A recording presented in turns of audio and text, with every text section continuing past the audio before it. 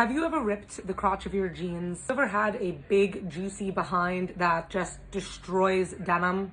Well, today I'm going to show you how you can mend the ripped pants or butt or crotch of your denim using Sashiko mending methods. These are the ripped jeans, and the first thing we're going to do is take another piece of denim, cut it to size, and then we're going to place it down with the good side facing out to the rip.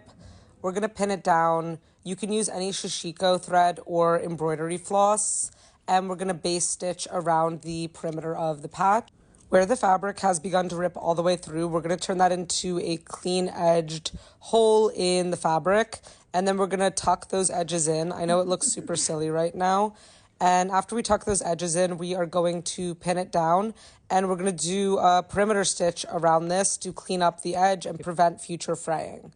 Obviously, you want denim that matches best, but this is what I had to work with, and this is what it looks like to start. Brings us to today, where it looks like this currently on the inside, this on the outside.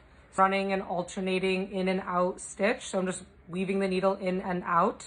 A lot of people do this with a grid. Something important to note is that you want each line to be alternating. So where the stitch goes through on the front end on one line, the next line it goes through on the back end. You can see that in the clip that's playing. We covered the whole length, and then what we're going to do is we're going to go back in the other direction over each stitch that we already created to make each line into a X. This is going to reinforce the fabric and help it blend in. I also went ahead and added some reinforced stitches around the seam where the rip was a little bit more intense. And this is what it looked like at the end on the inside, and then I'm going to show the outside. I left the base stitches going around, but you could also cut those off if you wanted to.